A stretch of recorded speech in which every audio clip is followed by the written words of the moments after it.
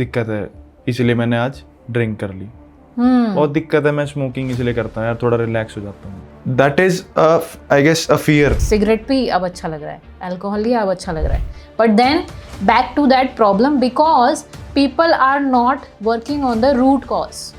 Relationship और ये कर्जा वगैरह, अगर ये नहीं होगा ना तो इंसान लाइफ भी नहीं समझ पाएगा, उसकी लाइफ चल कैसी रही है। मतलब आपके हिसाब से क्या है, situationship is good, benching is good, या फिर नहीं, ये चीज़ें नहीं होती, या फिर मल्टीपल रिलेशनशिप्स में रह के क्या करना चाहते हो आप, ये तो सवाल आपको अपने आप से पूछना चाहिए। या फिर आप आज भी ऐसे लोग हैं जो कमिटेड रहना चाहते हैं, बट द थिंग इज़ लोग अपने ट्रॉमास पे काम नहीं कर रहे हैं। और रिलेशनशिप स्मूथ चलने के लिए जो मैंने अपनी लाइफ में चीज़ें अप्लाई करी हैं, पहली चीज़ जो मुझे लगती है, गिविंग व्हाट यू वांट। अगर आप दूसरे बंदे की सुनना छोड़ दोगे ना, तो या तो आप अच्छी रिलेशन बनाओगे, और तब भी नहीं बना पा रहे तो फिर वो आपकी गलती है। फिर आपको अपने आप से पूछना चाहिए कि मैंने ऐसा क्या गलत करा था। क्लाइंट का एग्जांपल दे रही थी, तो बुली हुआ because he was dark complexion. तो ये सारी स्टोरीज जब हम क्लियर करेंगे, एम्प्टी होगा, now then he will create new possibilities in his life to be more confident, to take risks and do something new and extraordinary in their life. देखा होगा आपने, जो स्पिरिचुअल लोग होते हैं ना, उनके माथे पे एक चमक होती है, फोरहेड इज शाइनिंग। मेरे हैं ma'am Chamak. Hi ma'am, welcome to my show on air with Kunal. कैसे हैं मैम?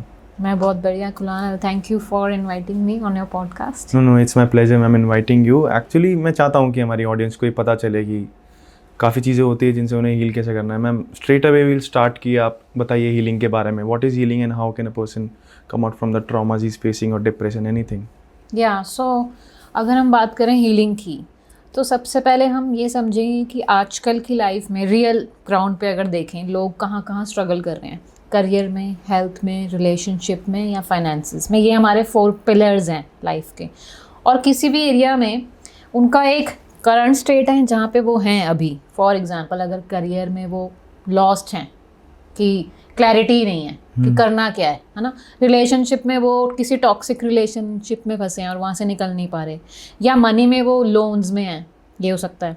या फिर और चीज़ें जैसे हमारा हेल्थ में वो कोई रिपीटेड हेल्थ इशू में फंसे हैं, तो वो कहीं ना कहीं स्टक हैं इन एरियाज़ में।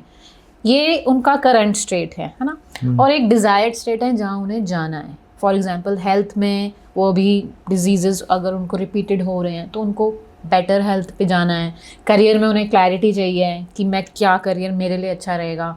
या फिर फाइनेंसिस में भी वो कैसे अच्छे से अपने फाइनेंसिस मैनेज करके अच्छा मनी को मैनेज करें, मनी एनर्जी अपनी अच्छी करें, है ना। और रिलेशनशिप्स तो बहुत ज़रूरी हैं, क्योंकि रिलेशनशिप्स हमारा बेस है। एक्चुअली ये चारों एरिया कनेक्टेड है। तो करंट स्टेट से डिज़ायर्ड स्टेट पे जाने के लिए कुछ ना कुछ रेजिस्टेंस आ रहा है। रेजिस्टेंस इन द सेंस, अब इसको एग्जांपल से समझो कि मान लो एक फेरारी कार है, उसका पोटेंशियल क्या है, वो कितने किलोमीटर पर आवर की स्पीड से चल सकती है, depending on the engine horse power, कि मतलब 300 400 या जितने भी है ना, इतने स्पीड से चल सकती है, वो उसका पोटेंशियल है। बट वो क्यों नहीं चल पा रही? फॉर एग्जांपल अगर एज अ पर्सन मैं लूँ कि मैं फरारी गाड़ी हूँ और मैं ये गोल क्यों नहीं अचीव कर पा रही करियर में, मैं अगर मनी में मैं इतने पैसे क्यों नहीं कमा पा रही, मैं रिलेशनशिप अच्छे क्यों नहीं कर पा रही? क्योंकि एक रेजिस्टेंस है।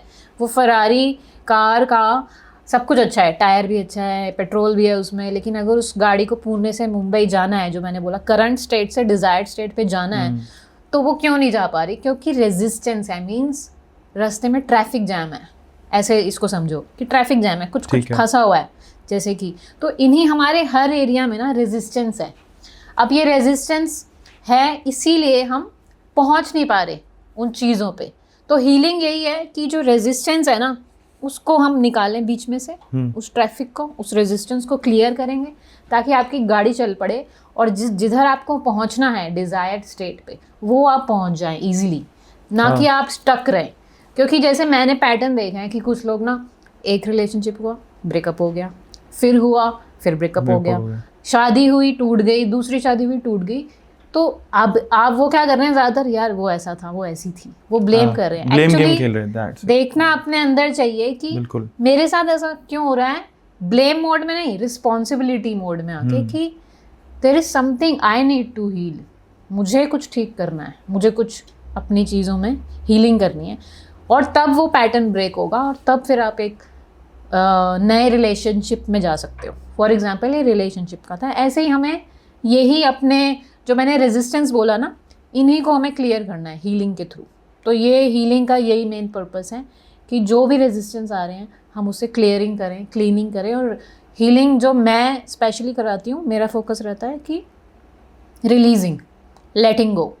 क्योंकि ज़्यादातर रेजिस्टेंस किस तरह के हैं, 3 टाइप के रेजिस्टेंस हैं। पहला है माइंड का resistance.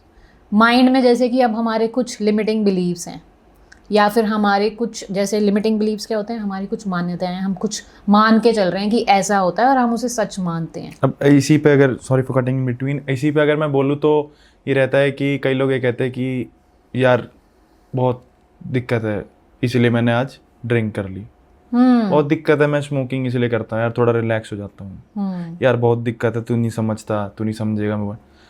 That is I guess a fear, डर। इंसान को ये लगता है अगर आपको किसी चीज़ का सहारा लेना पड़ रहा है तो मुझे नहीं लगता कि आप उस चीज़ से कभी निकल पाओगे। बिल्कुल, ये बहुत अच्छा पॉइंट कहा आपने। जैसे कि ये टेम्पररी प्लेजर्स हैं, तो जैसे मैं पहले वो कंप्लीट कर देती हूँ जो मैं कह रही थी। 3 तरह के रेजिस्टेंस हैं। पहला है माइंड का रेजिस्टेंस, कि कुछ बिलीव्स हैं आपके जो आपको रोक रहे हैं कुछ अचीव करने से, कुछ थॉट पैटर्न्स हैं आपके खुद के। और दूसरा है रेजिस्टेंस आपका इमोशनल रेजिस्टेंस, मतलब जो कि इमोशंस कुछ पास्ट में हुआ और वो आप उसमें स्टक हो गए। आपके इमोशंस जो है बॉडी में स्टोर होते हैं एक्चुअली। जब कोई पास्ट का ट्रॉमा हुआ वो इमोशंस बॉडी में स्टक हो गए और फिर आज भी आप कुछ हेजिटेट हो रहे हो और आपको पता ही नहीं आपको क्या रोक रहा है कुछ चीज़ों में, ये इमोशनल रेजिस्टेंस। और तीसरा हमारा होता है कि उस तरह का लॉजिकल रेजिस्टेंस। किसी लोगों से आप ये बात करोगे ना, हीलिंग वीलिंग क्या होता है, ये बकवास है, ऐसा कुछ नहीं होता, इससे थोड़ा ना कुछ चीज़ें हो जाएंगी, ऐसे करने से ठीक हो जाएगा, इससे क्या हो जाएगा, ये लॉजिकल लोगों के लिए होता है। उनको साइंटिफिकली चीज़ों को देखना चाहिए।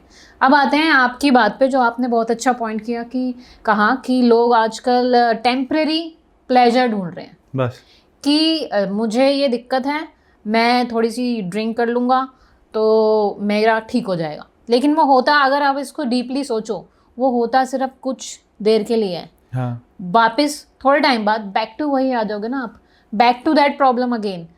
एंड जब आप अल्कोहल ले रहे हो या स्मोकिंग कर रहे हो, एंड इनफैक्ट आप इमोशनल ईटिंग भी कर रहे हो, वो भी एक एडिक्शन है। इमोशनल ईटिंग में क्रेविंग्स हो रही है आपको खाने की।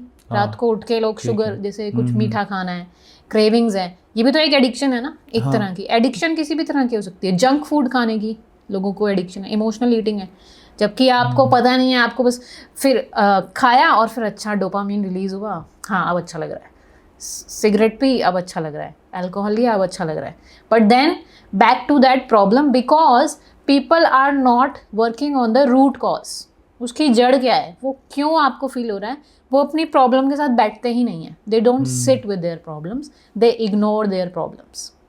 तो वो उसको इग्नोर करते हैं, इसीलिए वो वहीं की वहीं रहती है। अब जैसे फॉर एग्जांपल मेरे नोन में एक पर्सन है जो कि सिगरेट, ठीक है, स्मोकिंग है उनकी हैबिट, बट डीपली अगर उन्हें कुछ ट्रॉमा है वो उसके बारे में नहीं सोच रहे, ठीक है, तो वहाँ उनको उसको फिक्स करना है, ना कि ये बाहर से कि हाँ स्मोकिंग छोड़नी है या कैसे ज़बरदस्ती छोड़ने की भी कोशिश करोगे ना तो वो छूटेगी नहीं। आपको डीप रूट कॉज पे जाना है, जड़ पे, कि ये मैं क्यों कर रहा हूँ, इसका रीज़न क्या है, और ये कब मेरे अंदर से क्या ट्रिगर आ रहा है, या क्या दुख है मुझे, क्या सैडनेस है जिसको मैं अवॉइड कर रहा हूँ या अवॉइड कर रही हूँ ड्रिंक करके। और कुछ लोग जैसे मान लो जॉब में हैं, 80% are people are not happy in their job, इसका डेटा आप निकलवा लो, and they are like thank God it is Friday. हाँ, दे आर वेटिंग कि मंडे आ गया यार, जॉब शुरू हो गया, एंड फ्राइडे को वीकेंड आ गया, बहुत बढ़िया छुट्टी होने वाली है। हाँ, आदमी मंडे टू फ्राइडे सिर्फ अपना 9 घंटे देने जा रहा है, 9 घंटे एंजॉय करने नहीं जा रहा। हाँ, तो वो खुश ही नहीं है, thank God it is Friday, and Monday आते ही उनका मूड खराब हो जाता है क्योंकि फिर से उसी में जाना है। लेकिन ये कोई डीपली सोचता ही नहीं है कि क्या मैं ऐसी लाइफ क्रिएट कर सकता हूँ कि जहाँ मुझे मंडे को भी खुशी हो और मुझे हर दिन एक ही बराबर हो, संडे को, या लोग कहते हैं happy Friday, why not happy Monday? Are you not happy of like जो आप काम कर रहे हो, डोंट यू लव दैट? एक लाइफ हमें मिली है तो उसमें करियर का जो पार्ट होता है ना, जो वर्क हम करते हैं, वो कितना ज़्यादा हमारा टाइम और वो लेता है लाइफ का। बिल्कुल। तो वो चीज़ ही अगर आप दुखी होके कर रहे हो, just because when at the end of month आपको आपको सैलरी salary आती मिलेगी। है, आपको अपने बिल पे करने हैं, बस इसलिए बस। आप कर रहे हो। बट मैं ये नहीं कह रही कि आप सिक्योरिटी ना देखो, सेफ्टी ना देखो, देखो, but then parallelly try to build something of your own in which you feel happy, कि जो आपको करने में अच्छा लगता है। जिस तरह से मैं अपनी लाइफ में कर रही हूँ कि साथ साथ I am doing like with the job, parallelly मैं ये चीज़ें कर रही हूँ, हीलिंग और माइंडसेट कोचिंग, क्योंकि मुझे इसमें अच्छा लगता है। And then these things give me reverse energy to do other things, क्योंकि जब आप अंदर से हाई एनर्जी फील करोगे, खुश रहोगे जो आप कर रहे हो दूसरों के लिए एक, क्योंकि मैं मानती हूँ कि human life is about contribution, बिल्कुल। और ये हर किसी की नीड है, लोगों को पता नहीं है, बट एक ये बहुत डीप स्पिरिचुअल नीड है कि कंट्रीब्यूशन की। जब आप किसी के लिए कुछ करते हो ना, आपके अंदर से ही एक पॉजिटिव एनर्जी भी बाहर आती है। हाँ, सेरोटोनिन जो केमिकल होता है वो रिलीज होता है, जिसमें आपको बहुत फील गुड होता है कि यार उसकी लाइफ में कुछ अच्छा हुआ मेरी वजह से। तो वो जो फीलिंग है ना, वो लोगों को चाहिए और उनको पता नहीं है, लेकिन जब वो करके देखेंगे ना किसी के लिए कुछ, तो उन्हें खुशी मिलेगी, और फिर वो लाइफ में जो हैप्पीनेस आएगी ना, वो फिर आप सोच भी नहीं सकते किस लेवल की होगी। तो यही मैं कहूँगी कि इंस्टेड अपनी प्रॉब्लम से भागने के लिए भागे ना, जो कि अल्कोहल या स्मोकिंग या और चीज़ों में, जंक फूड ईटिंग, उसकी जगह आप ये देखो कि प्रॉब्लम क्या है, sit with your problem, work on it, उसको गाइडेंस लो, आप एक्सपर्ट से गाइडेंस लो, कैसे हीलिंग कर सकते हो, कैसे आप कोचिंग ले सकते हो। आजकल तो कितना कंटेंट भी है, you can follow anyone, mindset coach या हीलर को आप फॉलो करके आजकल तो कंटेंट इतना वास्ट है ना कि, बट मेरा मानना तब भी यही है कि चलो मैं पहले बात कंप्लीट कर लेता हूँ। कंटेंट इतना वास्ट है कि लोग कुछ भी बना रहे हैं, कुछ भी देख रहे हैं, that is a different thing. लेकिन अगर आप एक सही जगह, जैसे मैं स्टार्टिंग में संदीप महेश्वरी को फॉलो करता था, उसकी, क्योंकि मुझे उसकी बातें नहीं, उसकी स्पीच अच्छी लगती थी। बातें अलग है, बातें वो ये करता था कि ये चीज़ हो गई, तो स्पीच ये होती थी कि ये होना चाहिए। दैट इज़ अ थिंग कि आप या तो किसी से इंस्पिरेशन ले लो या आपको कोई बात क्लिक कर जाए। अब मेरी सिंपल थिंकिंग है कि अगर मैं किसी की हेल्प कर रहा हूँ तो कहीं ना कहीं कभी ना कभी ज़िंदगी में मैंने किसी का अच्छा ही करा, ये चीज़ लेके मैं खुश हूँ। ये मेरी थिंकिंग है। आज से 10 साल पहले नहीं थी। आज से 10 साल पहले मेरा ये था कि अरे तू अपने रास्ते में, अपने रास्ते, मुझे तेरे से लेना देना नहीं है। जब तक आप लाइफ के अंदर नहीं घुसोगे, जब तक आप कुछ देखोगे नहीं। आपने बताया कि अगर कोई लोन में है तो वो डिप्रेस रहता है। मैम, लाइफ फेजेस लगते हैं मेरे को ये चारों। आपने बहुत सही बात बोली कि चारों फेजेस, रिलेशनशिप और ये कर्जा वगैरह, अगर ये नहीं होगा ना तो इंसान लाइफ भी नहीं समझ पाएगा कि उसकी लाइफ चल कैसी रही है। इधर वो बहुत स्ट्रेट लाइन में चलेगा, और यहाँ तक तो हमारी धड़कन भी स्ट्रेट लाइन में नहीं चलती, स्ट्रेट लाइन में ज़िंदगी ख़त्म हो जाती है। तो स्ट्रेट लाइन में चलना मुझे भी कोई रेजोल्यूशन नहीं लगता। और बात करें सोशल मीडिया की, सोशल मीडिया पे आप अच्छा कंटेंट भी कंज्यूम कर सकते हो, बुरा कंटेंट भी कंज्यूम कर सकते हो, डिपेंडिंग ऑन योर माइंडसेट। तो मेरा मानना यही है। बाकी मेरा अगला सवाल आपसे ये था कि मैम, जैसे रिलेशनशिप्स के बारे में आपने बताया बहुत टॉक्सिक हो रहे हैं आजकल, ये हो रहे हैं। और हमारे टाइम पे मैम, हमारे टाइम भी, मैं क्या बोलूँ, इतना तो मैं बड़ा हुआ नहीं हूँ अभी। I am 90s kid, I am proud of that. I M 90s kid, मैं जेन जी में आता नहीं। लेकिन आजकल ना इतनी 4-5 उसकी कैटेगरीज डिवाइड कर दी हैं रिलेशनशिप की। पहले रिलेशनशिप का सिंपल मतलब था कि मैं आपको लाइक करता हूँ, मेरे को लाइक करते हैं, हम साथ में हैं, और अगर हमारा अट्रैक्शन ज़्यादा होता है तो आगे जाके सो एंड सो, और नहीं होता है तो आप ख़त्म कर दो, उसके साथ रहने का फ़ायदा नहीं है। आज के टाइम पे रिलेशनशिप के अलावा सिचुएशनशिप भी हो रही है, बेंचिंग भी हो रही है। मेरे को तो टर्म्स भी समझ नहीं आते हैं। मतलब आपके हिसाब से क्या है, situationship is good, benching is good, या फिर नहीं, ये चीज़ें नहीं होनी चाहिए? सिचुएशनशिप बेसिकली ये होता है मैम कि हम दोनों कमिट नहीं होना चाहते, लेकिन हम एक दूसरे को पसंद करते हैं। मेरे तो कॉन्सेप्ट ही बाहर है इन चीज़ों से। बिल्कुल, डेफिनेटली। जैसे कि टाइम आगे बढ़ रहा है, मॉडर्न टाइम्स आ रहे हैं, एंड रिलेशनशिप्स की अगर बात करें, स्पेशली आप शायद रोमांटिक और उस रिलेशनशिप की बात कर रहे हो, क्योंकि रिलेशनशिप तो मदर, फादर, फ्रेंड्स की भी होती है। आप रिलेशनशिप की बात कर रहे हो, पार्टनर्स, जो रोमांटिक रिलेशनशिप की बात कर रहे हो, राइट। अब उसमें जो आजकल कल्चर आ रहा है कि जो है ना, अगर आप टाइम देखो तो ये इंस्टेंट ग्रेटिफिकेशन वाला टाइम है। जैसे कि 2 मिनट में मैगी चाहिए, ब्लिंकिट करते ही घर में ब्रेड आ जाती है। तो लोगों में ना पेशेंस नहीं है। अब पेशेंस ख़त्म होता जा रहा है, तो ये चीज़ें चेंज होती जा रही हैं रिलेशनशिप में भी। आप देख रहे हो, जैसे पेशेंस नहीं है तो डिवोर्स हो रहे हैं, है ना। और जैसे आपने ये बोला सिचुएशनशिप, इसमें क्या है कि आप कमिटमेंट भी नहीं दे रहे हो लेकिन आपको कुछ एक बेनिफिट्स मिल रहे होंगे उस रिलेशन से। अब इसमें मैं कोई अपना एडवाइस तो नहीं दूंगी, अगर एज अ पर्सन उनको ये चीज़ अच्छी लग रही है and it is good, is it healthy, they should ask themselves. उनको ये सवाल अपने आप से पूछना चाहिए, क्या ये अच्छा है उनके फ्यूचर के लिए, या उनको ये चीज़ करने में अच्छा लग रहा है, then it's their choice. Definitely it is choice, आप कैसी अपनी लाइफ खुद क्रिएट करना चाहते हो, या फिर मल्टीपल रिलेशनशिप्स में रह के क्या करना चाहते हो आप। ये तो सवाल आपको अपने आप से पूछना चाहिए। या फिर आप आज भी ऐसे लोग हैं जो कमिटेड रहना चाहते हैं, बट द थिंग इज़ लोग अपने ट्रॉमास पे काम नहीं कर रहे हैं, वो बस क्योंकि रिलेशनशिप में ना सबसे ज़्यादा ट्रॉमास ट्रिगर होते हैं, जो कि जब आप किसी इंसान के साथ क्लोज होते हो ना, तो वो आपकी कमियां निकालता है और दूसरे वाला भी एक दूसरे की कमियां निकालना भी एक ब्लेम ही दे रहे हो आप एक दूसरे को, आप अपनी कमी नहीं सुन रहे उससे। हो सकता है उसे जो कमी लग रही है वो आपकी कमी ना हो सकता है जो कमी लग रही है वो हो भी। हर चीज़ के दो पहलू देख के चलोगे तो लाइफ सॉर्टेड चलेगी, अदरवाइज आप आगे किसी के साथ रह भी नहीं सकते।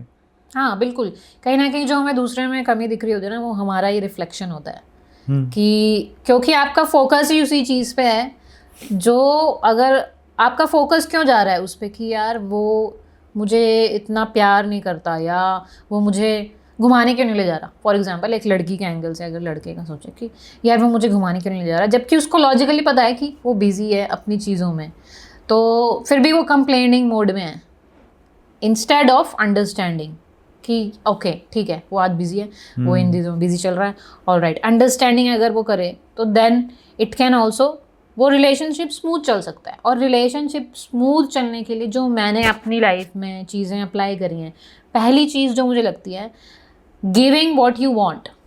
For example if I want love from my husband, if I want respect from my husband, I will give it first. I will make an effort that I make sure, am I giving him the love that I want? Am I giving him the respect that I want? हमें चाहिए तो सब कुछ, लेकिन हम देना नहीं चाहते, दे के राजी नहीं है। तो इसलिए पहले रिलेशनशिप में मैं ये कहूँगी कि पहले देना सीखो। और इस क्लोज रिलेशनशिप में तो गिव एंड टेक चलेगा। और मैं ये भी नहीं कह रही हूँ कि एक पर्सन सिर्फ गिव कर रहा है और एक सिर्फ टेकिंग है ना। इसका भी बैलेंस होना चाहिए। जैसे हम सांस लेते हैं, inhale exhale, give and take चल रहा है, बराबर में बैलेंस होना चाहिए दोनों के बीच में। हस्बैंड वाइफ या पार्टनर्स, गर्लफ्रेंड बॉयफ्रेंड की भी मैं बात करूं तो एक बैलेंस चलना चाहिए गिव एंड टेक का। और वो तभी आएगा जब वो अपनी चीज़ों को समझेंगे, कि आप सामने वाले को भी समझोगे, कि वो ज़्यादा प्रायोरिटी दोगे कि यार उसको क्या चाहिए, उसको क्या अच्छा लगता है। For example my husband is very organize, और मैं कभी चीज़ें ना मैस्ड अप रखती हूँ, तो घर में भी जैसे अगर वो कभी देख लेंगे कि ये चीज़ यहाँ क्यों पड़ी है, यहाँ क्यों पड़ी है, ठीक है, तो I try to keep in organize. और अगर कहीं ट्रिप पे जाना है तो मैं बोलूँगी ट्रिप पे चलते हैं, और मैं बड़ी रैंडम हूँ कि चलो गाड़ी उठाई और चल दिए। उनको ये पसंद नहीं है, उनको है कि यार थोड़ी सी प्लानिंग हो, ऑर्गेनाइज हो। अब मुझे समझ आ गया कि वो ऐसे हैं, तो आई विल मेक श्योर कि उनको अगर ऐसा पसंद है तो next time I will plan properly. तो मैं उनकी नीड को प्रायोरिटी दे रही हूँ, ना कि मुझे क्या चाहिए। और जब मैं भी ऐसे सोचूंगी और वो भी मेरे लिए ऐसा सोचेंगे कि मुझे क्या पसंद है, तो फिर मज़ा आएगा ना उस रिश्ते का। और इट्स अ पार्टनरशिप। मैं बोलूँगी कि ये romantic relationship is like a team work. ठीक है, ये टीम की तरह आप सोचो ना कि हम वी आर वन टीम, और कैसे हमें लाइफ में ग्रो करना है और चीज़ें करनी है। और दूसरी चीज़ जो मैं कहूँगी, focus on the good things rather than complaining कि यार वो ये नहीं करती या वो ये नहीं करता।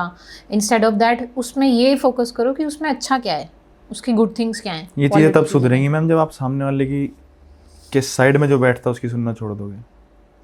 अगर आप इंटरफेरेंस की बात कर रहे हो, इंटरफेरेंस हो, ठीक है, अच्छी बात है। आपका कोई खास मित्र है, वो आपको कुछ बता रहा है, बहुत अच्छी बात है, लेकिन उस इंसान के जिसके साथ आप हो उसको आप बेटर जानते हो। डेफिनेटली हाँ, आप उसकी सुन सकते हो क्योंकि is your brother. May be he have so much experience, या तो उसको अच्छा एक्सपीरियंस हो, बुरा एक्सपीरियंस हो, को भी वो तुम्हारे साथ शेयर करेगा कि भाई मुझे ऐसा वाइब नहीं आ रही। डिपेंड कर सकता है। बट हर चीज़ के, वही मैंने आपको कहा था, दो पहलू होते हैं। इंसान सिर्फ एक पहलू की तरफ देखता है। अगर आप दूसरे बंदे की सुनना छोड़ दोगे ना, तो या तो आप अच्छी रिलेशन बनाओगे, और तब भी नहीं बना पा रहे तो फिर वो आपकी गलती है। फिर आपको अपने आप से पूछना चाहिए कि मैंने ऐसा क्या गलत करा था कि ये चीज़ नहीं चल पाई। थिंकिंग बहुत सही होनी चाहिए इस चीज़ में। हाँ बिल्कुल, इसमें जो आप कह रहे हो ना, इसी को ये कहते हैं रिस्पॉन्सिबिलिटी मोड में आना, कि how can I make this relationship better, जो कि मैं इसमें क्या बेटर कर सकता हूँ। तो यही बहुत इंपॉर्टेंट है इस चीज़ में। और जो आपने बोला ना कि इन्फ्लुएंस, अब इसको थोड़ा सा डीप में समझें कि लोग इन्फ्लुएंस भी क्यों हो रहे हैं। क्यों हो रहे हैं? क्योंकि उन्हें एक नीड है for validation. There is a need कि अच्छा वो बोलेगा। कुछ लोगों की ना आदत होती है दूसरों से एडवाइस लेने की, उनको खुद पे ही सेल्फ डाउट होता है। इसको डीप में समझें अगर, तो this is a self doubt कि अच्छा मुझे ही पता नहीं है कि मैं जिस रिलेशन में हूँ उसमें ये चीज़ें हैं, और फिर वो थर्ड पर्सन की कुछ चीज़ें सुन के उससे इन्फ्लुएंस हो गए। दैट मीन्स आपका खुद में ही कोई स्टैंड नहीं है। You are not confident of about what you are doing in your life. किसी ने बोला आप उससे इन्फ्लुएंस हो गए, किसी ने कुछ बोल दिया किसी के बारे में। और ज़्यादातर ये मैंने हस्बैंड वाइफ के रिलेशनशिप में देखा है, जब मदर्स इंटरफेयर करती हैं उनके बीच में ना, हस्बैंड वाइफ की मदर या वाइफ की मदर या हस्बैंड की मदर, उनका इंटरफेरेंस होता है घर में क्या चल रहा है ये चीज़ें। फिर जबकि हस्बैंड वाइफ का आपस में अच्छा चल रहा होगा, लेकिन बीच में कोई आ जाएगा। मैं ब्लेम नहीं कर रही हूँ मदर को, बट द थिंग इज़ जो आपने थर्ड पर्सन की बात करी, तो फिर अगर वो अपनी मदर से इन्फ्लुएंस हो जाएंगे कि कुछ चीज़ें ऐसी हैं जबकि वो रियल में ऐसी नहीं है, और फिर वो माइंड में जब कोई आपके डाल रहा है ना, फीड कर रहा है कि वो ऐसा है वो ऐसा है या ऐसे कर दिया उसने, तो फिर वो सच में आपको लगने भी लगता है, क्योंकि आप इन्फ्लुएंस होने लगते हो। तो पहली चीज़ आपका माइंडसेट स्ट्रॉन्ग होना चाहिए कि आप ऐसे ही कोई भी कुछ बोल रहा है आप उससे इम्पैक्ट हो गए चले गए किसी से लड़ने कि यार अच्छा तू ऐसा है तू ऐसे करता है, यू नो। तो आप एक तो इन्फ्लुएंस हो रहे हैं, आपका खुद में स्टैंड नहीं है, आपको खुद में सेल्फ डाउट है, because you are seeking validation from others. That is something you need to heal from that, because there is a need to seek that validation from others. और वैसा क्यों होता है? अगेन मैं चाइल्डहुड की बात ज़रूर करती हूँ यहाँ पे, क्योंकि अगर एक बच्चा ऐसे बड़ा हुआ है जहाँ पे उसे पेरेंट्स से अप्रूवल नहीं मिली, कि मान लो वो पढ़ाई कर रहा था और उसके कुछ मार्क्स आए और पेरेंट्स ने ज़्यादा अप्रूव नहीं किया उसको कि हाँ बेटा बहुत अच्छा किया है, ऐसा कुछ बोला नहीं। जबकि एक चाइल्ड की ना एक नीड होती है, बचपन से होती है। जब वो छोटा होता है ना, वो चीज़ें पकड़ता है उठाता है, उसको कोई कुछ बोलता है तो उसको एक चाहिए होता है कि अच्छा मैं ठीक कर रहा हूँ क्या, मैं एक छोटा बच्चा भी होता है तो मैं ये ठीक कर रहा हूँ, उसको एक वैलिडेशन। और जब वो पेरेंट्स से नहीं मिलती एज अ एनवायरनमेंट उनके, अगर मम्मी या पापा से, तो वो बच्चे में सबकॉन्शियस माइंड की अगर बात करें तो क्या डेवलप हो रहा है कि अच्छा यहाँ से तो नहीं मुझे मिल रही, तो मुझे ये बाहर से लेनी है, आउटसाइड वर्ल्ड से, कि वो मुझे अप्रूव करें, या फिर कोई तरीका ढूंढेगा। हाँ, रो लूं थोड़ा, हाँ, वैसे करके दिखा दूं।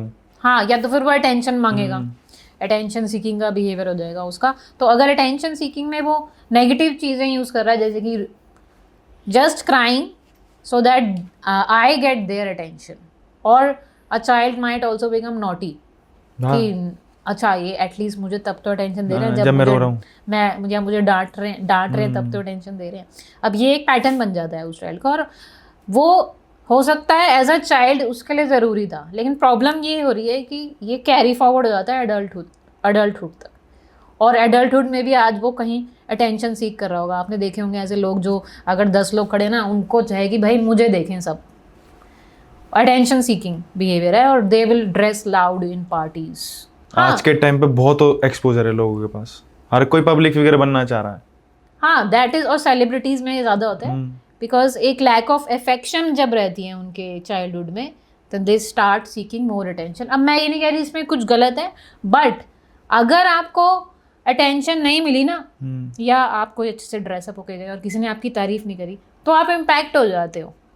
वो गलत है कि you get impacted if someone is not praising you. या सबने किसी ने तारीफ नहीं करी या किसी ने आपको अटेंशन नहीं दी, तो आपको दुखी फील होने लग जाता है, यार इसने तो मुझे कुछ प्रेज ही नहीं किया, किसी ने मुझे बोला नहीं, या मुझे अटेंशन नहीं मिली, क्योंकि वो उसकी एक नीड है और वो फिर रिफ्लेक्ट होती है हर जगह उसकी लाइफ में, कहीं ना कहीं फिर वो इम्पैक्ट होता है, फिर वो सैडनेस में आ जाता है ये चीज़ों में। फिर इस चीज़ से कैसे हटेगा मैम इंसान? ये इसी से हटेगा, जैसे मेरा प्रोसेस। अब देखो हीलिंग के बहुत तरीके हो सकते हैं। कोई हीलिंग कर सकता है मंदिर जाके भी, स्पिरिचुअल मंदिर गुरुद्वारा जिसको अच्छा लगता है।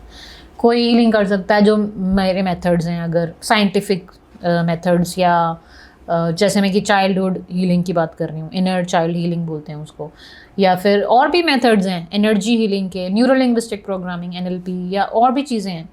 तो there are different ways. Now you have to see what is working for you.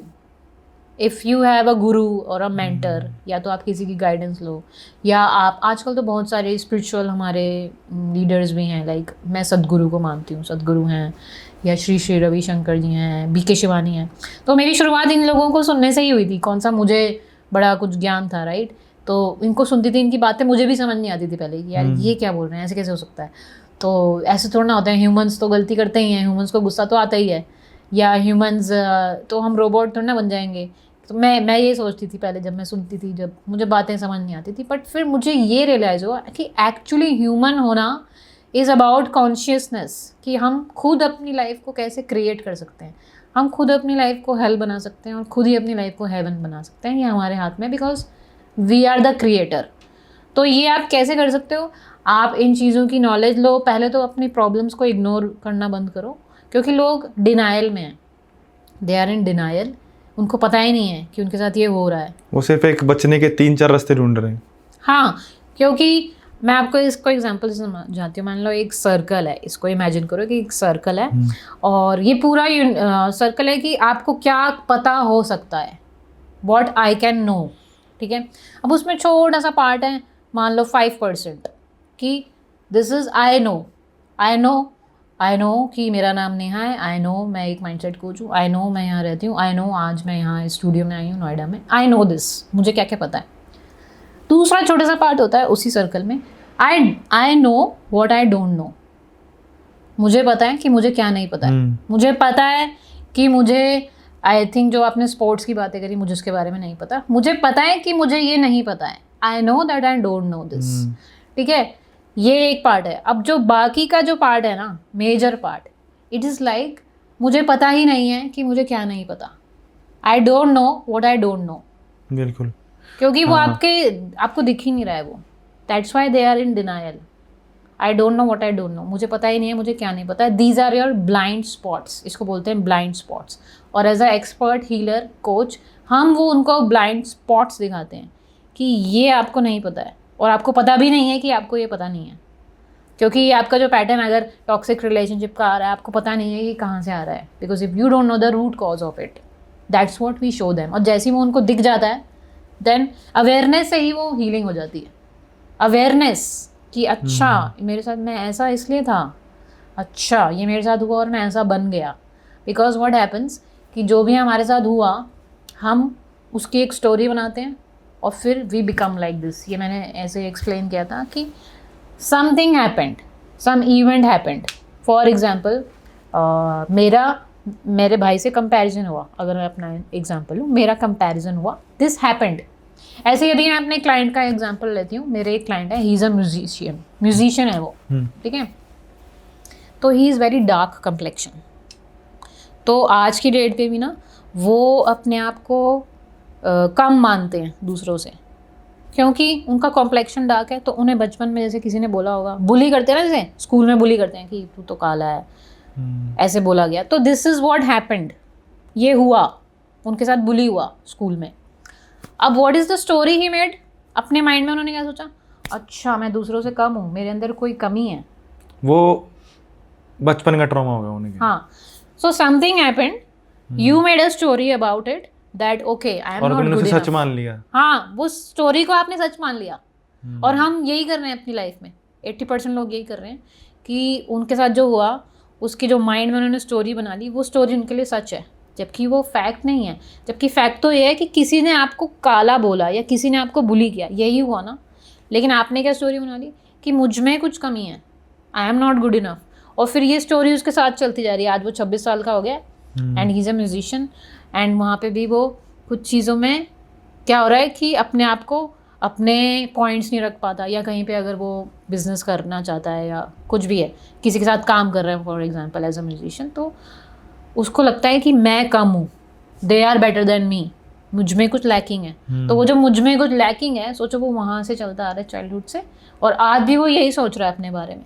तो अगर वो जाके, अभी मेरे साथ ही इज़ वर्किंग, हमने जस्ट स्टार्ट किया उनकी जर्नी पे, तो ही इज़ वेरी उनको अवेयरनेस आ रही है कि अच्छा I am like this because मैंने वो स्टोरी के साथ जोड़ लिया अपने आप को, और स्टोरी को मैंने सच मान के आज भी मैं वैसा जी रहा हूँ और मैं ऐसा बन गया हूँ. So these is the things. उसको जब पीछे जाके हम उसको हीलिंग करेंगे, क्लियरिंग करेंगे, उसको अवेयरनेस में लाएंगे. जो मेरे प्रोसेसेस हैं साइंटिफिक और स्पिरिचुअल प्रोसेसेस को मैं कंबाइन करती हूँ, तो फिर वो रिलीजिंग होगी, क्लीनिंग होगी. अब क्या हो जाएगा, प्रेजेंट में he will be empty of those things. जो स्टोरी है ना वो खाली हो जाएंगी सारी. तो अब क्या बचेगा, nothing. Now everything is empty. जो ब्लैंक स्लेट, जैसे हम पैदा होते हैं ना, ब्लैंक स्लेट होते हैं, फिर हमारे ऊपर स्टोरीज लिखी जाती हैं कि ये हो, तुम ये हो, या ये हुआ, या हमने कुछ स्टोरीज बना ली. अब हम फिर से उसको क्लियर करते हैं. Healing is that. उसको फिर से क्लियर करते हैं, एम्प्टी करते हैं. अब सोचो एम्प्टी हो गया. नाउ यहाँ से आप क्रिएट करो कुछ नया अपनी लाइफ में. Now you create confidence. Now you create a possibility of achieving your dreams. Because अगर आप पहले ही, जब हम ऑलरेडी फुल हैं, तो हमारे अंदर नई चीज़ कैसे आएगी. फॉर एग्जाम्पल, अगर एक घर है जिसमें पुराना फर्नीचर पड़ा है, ओल्ड फर्नीचर से भरा हुआ है वो, और आप चाहते हो कि नया फर्नीचर लाना है, तो पहले वो पुराने फर्नीचर को खाली करेंगे ना, निकालेंगे उसे, तभी तो एक एम्प्टी स्पेस बनेगी, फिर नया फर्नीचर आएगा. सिमिलर वे, जब हम कुछ अचीव करना चाह रहे हैं नया अपनी लाइफ में, तो आप कैसे अचीव करोगे, जब आप पहले ही सेल्फ डाउट में हो, लो कॉन्फिडेंस से भरे हो, फियर से भरे हो. फियर ऑफ फेलियर है आपको, फियर ऑफ रिजेक्शन है, या आपको दूसरों से जेलसी है जब वो अपनी लाइफ में कुछ कर रहे हैं. तो ये तो लो इमोशंस है ना, लो वाइब्रेशंस है. तो इसको आपको पहले निकालना पड़ेगा अपने अंदर से. फिर एक एम्प्टी स्पेस क्रिएट होगी, नथिंगनेस. फिर आप कुछ क्रिएट करो. Then you create new possibilities in your life when you start from the emptiness. तो जैसे कि मैंने बताया, when we were born we were empty slate. Then some stories got written on our self, जैसे कि I'm not good enough, maybe some comparison happened, maybe some event happened, maybe some bullying happened. जैसे कि मैं अपना एक client का example दे रही थी, तो बुली हुआ because he was dark complexion. तो ये सारी स्टोरीज जब हम क्लियर करेंगे, एम्प्टी होगा. Now then he will create new possibilities in his life to be more confident, to take risks and do something new and extraordinary in their life. Ma'am, इसी से healing से related ना मेरा बहुत एक close question है, क्योंकि आजकल जो हमने देखा है, अभी जो टेररिस्ट अटैक हुआ है कश्मीर में, वो एक ऐसा सदमा है जिससे आदमी शायद हील नहीं कर सकता. कोई अपना को होता है तो बहुत दुख होता है. हुआ भी गलत है जो भी हुआ है, दैट गवर्नमेंट नोज उनको कैसे आगे प्रोसीड करना, उसके बारे में बात नहीं करूँगा. उसमें जिसकी एक्सपर्टीज है वो बात करेगा. मैं सिर्फ हीलिंग के बारे में बात करना चाहूँगा कि आदमी, औरत, उनके बच्चे, घर वाले उस चीज से कैसे हील कर पाएंगे. मैम, पहली बात तो I am deeply saddened by whatever happened, and मेरी पूरी एम्पैथी है सब फैमिलीज के साथ जो भी हुआ उनके साथ. And may God give them more strength to deal with what happened with them. तो definitely this is a big big trauma. Grief बहुत ही डीपली सैडनेस होती है, deep sadness. And I feel that because I lost my mother at the age of 22 and I saw her dying in front of me. तो I can feel that pain. I know कि कैसा feel होता है किसी के अपने के जाने के बाद कैसा फील होता है, वो मैंने फील किया, इसलिए मैं समझ सकती हूँ कि हाउ यू फील. इसमें मैं ज़रूर ये कहूँगी कि मैं उस पेन को समझती हूँ, और ये बहुत पेनफुल टाइम है. लेकिन आप इससे कैसे हील कर सकते हो इज़, पहली बात, first thing is you accept that this has happened. Because the problem is people are not able to accept कि ये मेरे साथ हो गया है. मैं एक्सेप्ट कर ही नहीं पाएंगे उनको. मतलब इंसान का कब कोई जाता है ना, तो उसे उसी को भूलना तो जाएगा नहीं जिंदगी भर. वो उस डेट को, उस महीने को, उस हफ्ते को हर बार याद आएगा. हाँ, वो आएगा. कोई भी त्योहार, कोई भी शादी, घर में कोई भी खुशी होगी ना, वो हमेशा याद आएगा. बिल्कुल आएगा, क्योंकि भूला नहीं जा सकता, बस याद करा जा सकता है कि वो होता तो ऐसा करता. हाँ, और वो एक वॉइड क्रिएट हो जाता है ना, एक एम्प्टीनेस हो जाती है लाइफ में उसके जाने से. तो बिल्कुल मैं समझती हूँ. एक्सेप्टेंस तो टाइम्स के साथ भी आती है. आएगी, धीरे धीरे आएगी, मैं ये नहीं कह रही, लेकिन इस पे आपको करना पड़ेगा. क्योंकि आप अगर इसमें डिनायल में रहोगे कि यार आपको यकीन ही नहीं हो रहा है ये मेरे साथ हो गया है, क्या ये हो गया है मेरे साथ, बिकॉज आप जब तक वो डाइजेस्ट नहीं करोगे ना, एक्सेप्ट नहीं करोगे, आप खुद ही उन चीज़ों में उलझे रहोगे. क्योंकि अगर तो आप मूव ऑन करना चाहते हो लाइफ में, आगे बढ़ोगे ना, अभी लाइफ तो चलती रहती है एंड कोई जा रहा है विद ड्यू रिस्पेक्ट, विद मैं पूरी एम्पैथी है क्योंकि मैंने भी ये लॉस जो है देखा है, बट ये वाला जो केस है ये तो खैर अलग ही है, इसमें तो रेज भी है, गुस्सा भी है लोगों में। मैम इतना है Definitely. कि लोग बट गए हैं दो उसमें। तो अब ये वो तो अगर आप अपने देश में कास्टिज्म ला रहे हो ना, वो अलग चीज, बहुत अलग चीज है। इधर you stay as a country, इधर you fight in itself and demolish yourself. खत्म कर लो या तो अपने आप को, या फिर एक साथ होके चलो। Enemies are from the other border, मतलब बॉर्डर पार करके ही मिलेंगे हमें वो। उन्होंने मारा है, गवर्नमेंट देखेगी जो करना है। हम सिर्फ उनसे दुख जाया कर सकते हैं। बिल्कुल। हमें आक्रोश है कि हम होते हम क्या कर लेते। बट सबसे बुरी बात यह है कि सबसे ज्यादा दुख ये है कि आंखों के सामने एक इंसान को ऐसे मरते देखना बहुत डीप ट्रॉमा होता है।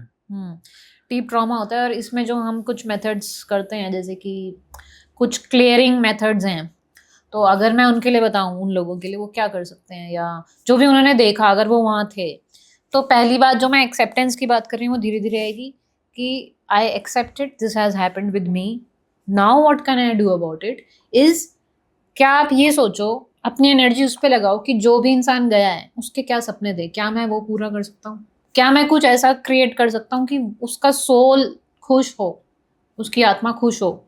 आप इस पे एनर्जी लगाओ ना, बजाय इसके कि आप रो रहे हो। आई अंडरस्टैंड, रोना आएगा, पेनफुल है, लेकिन at a point of time आप भी उस पेन से ना बाहर निकलना चाहोगे। May be 3 months, 6 months, 1 year, वो टाइम अंदर से ही आता है कि नाउ मुझे इस पेन साइकिल से निकलना है। तो तब आप, जब भी आपको कंफर्टेबल जैसा फील होता है, बिकॉज ग्रीफ है तो फील दैट, क्राई, क्योंकि crying is also releasing.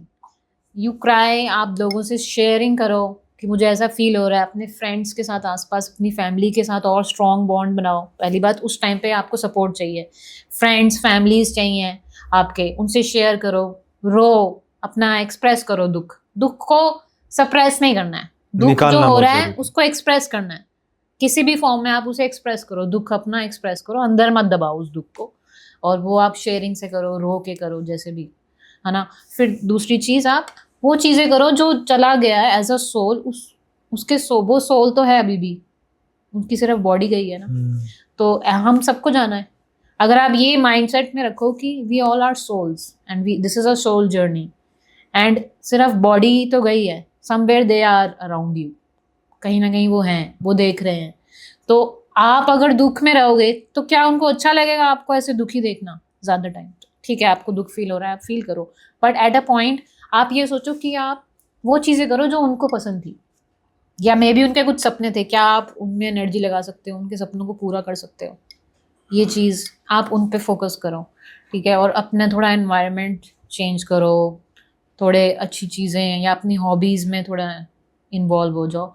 But definitely ये धीरे धीरे टाइम के साथ होता है, राइट। तो जैसे कि मेरे केस में था कि मेरे फ्रेंड्स सर्कल में बहुत ब्लेस्ड हूँ कि मुझे फ्रेंड्स बहुत अच्छे मिले, और उनके साथ मैं शेयरिंग करती थी, क्योंकि एज अ मदर, एक मदर जब जाती है तो आप सब कुछ मदर से शेयर करते हो, और जब मदर नहीं होती तो आपको एक लैक फील होता है। तो मेरे लिए my friends were the strongest pillars that time, और आई एम सो ब्लेस्ड कि मुझे ऐसे फ्रेंड्स भी मिले। तो मैंने उनके अराउंड अपनी दुनिया बनाई, और अपनी लाइफ में और क्या करना है, अचीव करना है। और आज भी मैं कहती हूँ कि मेरी मदर की ब्लेसिंग्स हैं मेरे साथ, तभी मैं इतना कुछ कर रही हूँ। She is my strength. अगर आप फील करो, so they are with you, if you feel them they are with you. और एक चीज़ आप मेथड कर सकते हो फॉर जो स्पेसिफिकली जो वहाँ थे और उन्होंने ये सीन्स देखे हैं, उसको आप थोड़ी सी क्लियरिंग कर सकते हो। एक मेथड जो मैं करवाती हूँ is like you write everything what you are feeling, write it on the paper, क्योंकि अभी सब माइंड में है। वो कुछ विजुअल्स होंगे, कुछ ऑडियो होंगे, मीन्स कुछ आवाज़ें होंगी, राइट, और कुछ फीलिंग्स हैं। तो वो सब आप लिखो कि ऐसा हुआ, मैंने ऐसा देखा, और आज मैं इसको लेट गो कर रहा हूँ, और वो लिख के आप उसे टीयर ऑफ करो पेपर को और बर्न कर दो उसको। Now I am not saying कि ये कोई जादू टोटका है या कुछ है, it is about scientific way of releasing what is inside you. तो it is a cleansing process when you say. और इसको आप लिखो, जो भी आपने देखा, उन चीज़ों को आपको उस चीज़ से डिस्टेंस होना है, उसकी पावर को ख़त्म करना है, डिसएम्पावर करना है उसे, उस मेमोरी को। तो आप उसको लिख के जलाओ, बर्न इट ऑफ सेफली, एक बॉल लेके उसको बर्न करो पेपर को, and then main thing is your intention that today I release, I let go. जो भी मैंने देखा या जो भी है, मैं इसको लेट गो कर रहा हूँ, रिलीज कर रहा हूँ अपने अंदर से। और फिर आप you will feel lighter. Basically आप जो हो गया उसको तो बदल नहीं सकते हो आप अपनी मेंटल इमोशनल हेल्थ को कैसे प्रायोरिटाइज करोगे, अपनी सेल्फ केयर करो, अपना एक सेल्फ केयर रूटीन बनाओ, अपना कुछ मेडिटेशन, योगा जो भी आपको पसंद है, अपनी कुछ हॉबीज़, अपना ध्यान रखना है। ऐसे टाइम पे अपना आपको बहुत सेल्फ केयर करनी है, तो उस पर ध्यान दो। उस पर्सन को क्या पसंद था उस पर ध्यान दो, अपनी एनर्जी लगाओ इन चीज़ों में, है ना। और एज अ सोल सोचो उनकी soul journey, and think they are around you. I know it's tough, but these are some things that you can start doing for your better mental and emotional health. ये चीज़ें वो कर सकते हैं। That is good. ये हो सकता है मैम। अब मैंने अपने आप को भी ऐसे ही चेंज करा। मेरा खुद का जो एक्सपीरियंस है, आई हैड एंगर इश्यूज, बहुत दिक्कतें होती थी उससे मेरे को, बहुत शॉर्ट टेम्पर्ड था। और स्टिक टू द प्लान वाली बात होती है ना कि यही करना है, नहीं ये 10-12 चीज़ों में उलझा रहता था, ओवर थिंकिंग करता था।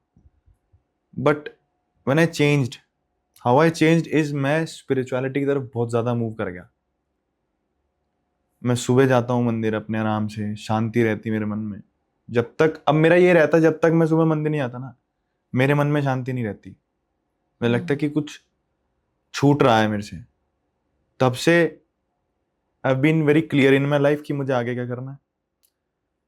मेरा टेम्पर बहुत कम हो चुका है, बोलने पे बहुत ध्यान दे चुका हूँ उन चीज़ों में। मैं सामने वाले को, मैं ऑब्जर्विंग मोड में ज़्यादा रहता हूँ।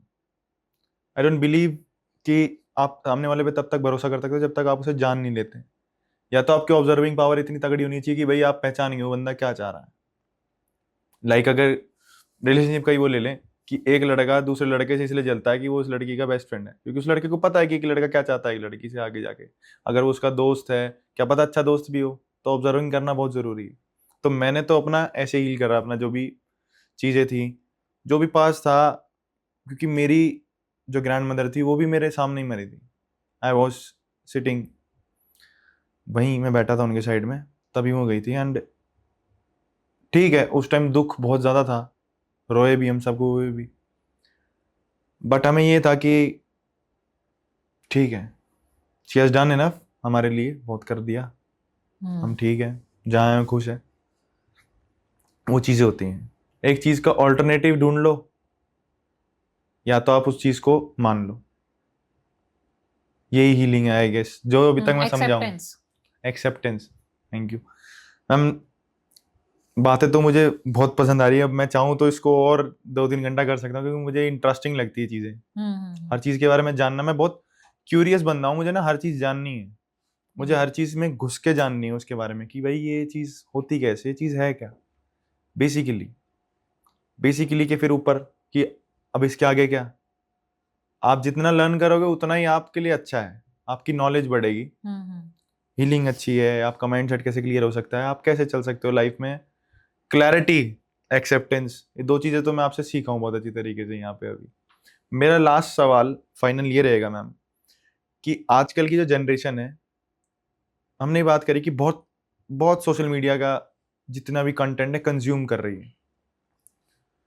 बट जैसे हम देखते हैं reality shows like big boss, लड़ाइयाँ हो रही हैं, लोग इंजॉय कर रहे हैं, बट उससे बंदा एग्रेसिव हो रहा है। मैं खुद हो गया था 2-3 एपिसोड लगातार देख के। फिर मैंने सोचा, मैं यार कितना एग्रेशन है इसमें, कि आप एक चीज को डेली कंज्यूम कर रहे हो तो आप एग्रेसिव हो रहे हो। रोडीज अभी आया, Roadies used to be a great show for youth, it used to be a great show. अब वो भी लड़ाई झगड़े में बदल के रह गया है। आप हर किसी से लड़ रहे हो। किसी भी दूसरे रियलिटी शो को आज आप उठा के देखो, उसमें सिर्फ लड़ाइयाँ एज अ कंटेंट प्रेजेंट करी जा रही है। इससे क्या इम्पैक्ट होता है और आदमी इससे इतना एग्रेसिव क्यों हो जाता है? बिल्कुल, ये आपने सही बात बोली। तो ह्यूमन माइंड जो है ना, वो नेगेटिव की तरफ बायस होता है, मीन्स उसका झुकाव बाय डिफॉल्ट नेगेटिव की तरफ होता है। और ऐसा क्यों होता है? अगर आप देखो कि ह्यूमन माइंड जो है हजारों सालों से 3.5 बिलियन ईयर से ह्यूमन की एवोल्यूशन हुई है, ह्यूमन माइंड इवॉल्व हो रहा है। तो जब हम हंटर्स थे तो एक हमारा लिम्बिक ब्रेन होता है, एनिमल ब्रेन, पीछे की साइड जो होता है एनिमल ब्रेन, तो वो वहां से इवॉल्व हो रहा है। तो जब हम हंटर्स थे ना, तो उस टाइम पे हमेशा एक खतरा रहता था कि शेर आ जाएगा या कुछ जानवर आ जाएगा, अभी मुझे अपने आप को प्रोटेक्टेड रखना है, और एक फियर की फीलिंग होती थी। तो वो जो माइंड होता है ना, एनिमल ब्रेन, वो क्या है, क्योंकि यहीं से ह्यूमन का माइंड जो है बाय डिफॉल्ट नेगेटिव की तरफ बायस हुआ है, और आज भी वो एनिमल माइंड हमारे अंदर है, वो चल रहा है। अब एक हमारा होता है प्रीफ्रंटल ब्रेन, जो इस तरह फ्रंट की तरफ होता है। नाउ ये जो आप स्पिरिचुअल प्रोसेसेस कर रहे हो या माइंडसेट चीजें सीख रहे हो, या आप देखा होगा आपने, जो स्पिरिचुअल लोग होते हैं ना, उनके माथे पे एक चमक होती है, फोरहेड इज शाइनिंग। मेरे हैं मैम चमक? नहीं, मुझे तो नहीं लगता। तो वो जैसे आप बड़े बड़े स्पिरिचुअल लीडर्स को देखना, समझ गया मैं, वो बाद में अभी समझ उनका माथा चमक रहा होता है, गया। Because they are more operating from their prefrontal cortex, not from their animal brain. तो बाय डिफॉल्ट आपको भगवान ने हमें डिफेक्टेड बना के भेजा है, भेजा तो भेजा है, भेजे के साथ हमारा भेजे का मैनुअल नहीं भेजा, बिल्कुल, कि इसको यूज कैसे करना है हमारे माइंड को, कि हमने माइंड को मास्टर नहीं किया है। हम बाय डिफॉल्ट उसी में चल रहे हैं कि ऐसा बना के भेजा है तो ऐसे ही के साथ ऑटोमेटिक चल रहे हैं। तो आप देख रहे होगे कि सड़क पे कहीं लड़ाई हो रही है तो वहां गाड़ी रुक के लोग देखेंगे कि अच्छा क्या हो रहा है, छुड़वाएंगे नहीं, हाँ, देखेंगे बस, मजा आ रहा देखने में, क्योंकि उनके माइंड को नेगेटिविटी अच्छी लग रही है। जैसे कि आपने बोला बिग बॉस है, तो वो देख रहे हैं, उससे एडिक्ट हो गए हैं। और अगेन आप अपने माइंड में जो डाल रहे हो वैसे ही बन जाओगे, गार्बेज इन गार्बेज आउट। आप सुन ही नेगेटिव रहे हो, आपकी सुबह की शुरुआत हो रही है न्यूज़पेपर से, और इतनी सारी न्यूज़ हैं, आपके माइंड को सिमुलेट किया जा रहा है जो चीज़ें आप देख रहे हो। अब दिस इज योर चॉइस कि क्या आप उसी चीज़ में वही कंज्यूम करना चाहते हो, या आप कुछ अलग कंज्यूम करके एक अपनी पॉजिटिव माइंडसेट बनाना चाहते हो। क्योंकि आप देखो, क्या आपने कोई ऐसी बुक सुनी है कि 5 ways to become angry? नहीं। या 4 ways to become lazy? क्योंकि एंग्री, लेजी, ये सब तो हम ऑलरेडी हैं बाय डिफॉल्ट, इसके लिए हमें बुक नहीं पढ़नी पड़ती। लेकिन बुक किसके लिए पढ़नी पड़ती है आपको? How to be more productive, या 7 हैबिट्स ऑफ सक्सेसफुल पीपल, ये आपको पढ़ना पड़ता है और अपने माइंड को रीवायर करना पड़ता है एनिमल ब्रेन से प्रीफ्रंटल कॉर्टेक्स में। You have to rewire again and again, इसको वायरिंग चेंज करनी पड़ती है, जो कि माइंडसेट कोचिंग में हम रीवायरिंग टर्म यूज करते हैं। तो ये आपको एफर्ट लगाना पड़ता है, इसके लिए बहुत मेहनत करनी पड़ती है, आपको ऐसी सराउंडिंग्स बनाना पड़ता है, ऐसी बुक्स पढ़नी पड़ती है, ऐसे जैसे ये पॉडकास्ट है, ऐसे पॉडकास्ट सुनने पड़ते हैं, अपने अब आपको अपना एनवायरनमेंट खुद क्रिएट करना है, and that is your choice. अगर आज अपनी लाइफ एक्स्ट्रा ऑर्डिनरी बनाना चाहते हो, एग्जैक्टली, आपको कुछ करना ही नहीं है लाइफ में, ठीक है, जैसा चल रहा है ऑटोमेटिक, आपकी जो गाड़ी है किसी और के हाथ में, आपने स्टीयरिंग व्हील दे दिया है, कभी यहाँ ठुक रही है, कभी यहाँ ठुक रही है, जैसे चल रही है, आप कुछ कंट्रोल ही नहीं लेना चाहते अपनी लाइफ का। तो देखो Netflix, watch Bigg Boss, do anything you want with your life, that is your choice. You can make your life the way you want, you are the creator. Now, if you want to make it extraordinary, you want to do something extraordinary in your life, then you will be very mindful of what you are consuming as a content, what you are putting in your body. You will be mindful about everything. People you are talking to, you will, आपके जब आप इस journey पे जाते हो ना, आपके कुछ लोग भी छूटते हैं, आपको ये रियलाइज होता है कि अच्छा ये वाले लोग, लेट गो प्रोसेस आना चाहिए इंसान को जिंदगी में। हाँ, डीक्लटरिंग कहते हैं ना इसको, कि आप जिससे सराउंडेड हो, आप नेक्स्ट लेवल पे ग्रो कर रहे हो अपनी जर्नी में। मैं ये नहीं कह रही हूँ कि वो लोग बुरे हैं, but when you reach a certain level, you will be wanting to be around certain positive environment. आप कंज्यूम भी अच्छा कंटेंट करोगे, आप बुक्स ऐसी पढ़ोगे, आप ऐसे लोगों के साथ रहोगे, आप ऐसी कम्युनिटीज से जुड़ोगे जो कि आपको सपोर्ट कर रही हैं ग्रो करने में पॉजिटिव माइंडसेट की तरफ, ना कि आपको पुट डाउन कर रही हैं या लेट डाउन कर रही हैं, या आपका एनर्जी ड्रेन कर रही हैं ये चीजें। तो it's completely your choice, the life you want to create, and you can do that because mind is a powerful tool. आप उसको ट्रेन कर सकते हो, and that's again on you कि आप क्या करना चाहते हो उस माइंड के साथ। तो वो सब आपकी चॉइस है। तो डेफिनेटली ये मैंने आपको पहले समझाया कि ह्यूमन माइंड बाय डिफॉल्ट हमारे माइंड में डिफेक्ट बना के भेजा है भगवान ने, ऐसा है, इसको हमें रीवायर करना पड़ता है पॉजिटिविटी की तरफ। तो अगर आपको ये चीज़ें बदलनी है अपनी लाइफ में तो आप दूसरा टाइप का कंटेंट कंज्यूम करें, अच्छा कंटेंट भी हैं, पर डेफिनेटली जब आप उसको फॉलो करोगे चीज़ें बदलेंगी, आपको दिखेगा उसके चेंजेस अपनी लाइफ में। तो ये जो एक होता है डॉक्टर हॉकिंग्स का कॉन्शियसनेस स्पेक्ट्रम, आप इसको गूगल कर सकते हैं, सब देख सकते हैं। तो उसमें क्या होता है, कोन होता है मीन्स ये हमारी कॉन्शियसनेस की लेवल है, ठीक है। तो उसके नीचे वाली साइड में ना लोअर इमोशंस हैं, जैसे कि sadness, grief, shame, guilt, jealousy, ठीक है। इसके वर्ड्स में भी मेजर किया जा सकता है, ये लो इमोशंस है। तो जब आप एंगर एक लो इमोशन है, जब आप एंगर में हो तो आप ये सिग्नल ब्रॉडकास्ट कर रहे हो कि I am the receiving centre of anger, deliver more anger to me, कि मैं ब्रॉडकास्टिंग सिग्नल हूँ, आपके ऊपर एंटीना लगा है समझो। और आप अगर आपका डोमिनेंट इमोशन एंगर है तो आप यूनिवर्स में ये सिग्नल ब्रॉडकास्ट कर रहे हो कि मैं एंगर का रिसीविंग सेंटर हूँ, मुझे और एंगर दो। तो उस इंसान के साथ क्या होगा, उसके पास और ऐसे लोग और सिचुएशन आएंगी जो उसको और गुस्सा दिलाएंगी, बिकॉज वो एक ब्रॉडकास्टिंग सिग्नल है। हमारे emotions are like broadcasting signal. तो उसके पास देखना लोग ही ऐसे आएंगे जो उसको गुस्सा दिलाएंगे, उसके साथ सिचुएशन ही ऐसी होंगी उसको और गुस्सा दिलाएंगे, और फिर वो उसमें फंसा रहेगा। और गुस्सा इज लाइक आपकी इम्यूनिटी को लो करता है, और जितना भी आप गुस्सा करते हो उसकी वजह से आपकी इम्यूनिटी लो होती है, इन्फेक्शन के चांसेस बढ़ जाते हैं, डिजीजेस भी आपको होती हैं। तो now it's your choice, you want to be in anger और you want to shift it.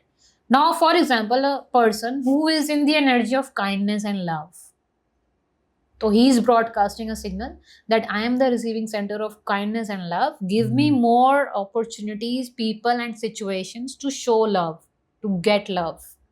तो वो बंदे को लोग भी ऐसे मिलेंगे जो उसको प्यार करते हैं, जो उसको वो सपोर्ट इसलिए मिलेंगे क्योंकि मैम ज्यादा लोग तो नेगेटिव ही रहते हैं ना, वो प्यार ढूंढते हैं। हाँ क्यों, लेकिन people want caring, people want pampering, people want those who love them. मतलब मुझे प्यार करो, मेरे से पूछ लो कि क्या हुआ आज मेरे साथ, मेरा दिन कैसा गया। वो उसमें खुश है कि मुझसे कोई पूछने वाला है बस। हाँ बिल्कुल। तो वो जिस एनर्जी में है, मैं वैसे ये समझा रही हूँ कि जिस एनर्जी में आप हो, आपके आसपास वैसे ही लोग और सिचुएशंस आएंगी। और लाइफ क्या है, it is about the people around us and the situations that we are in.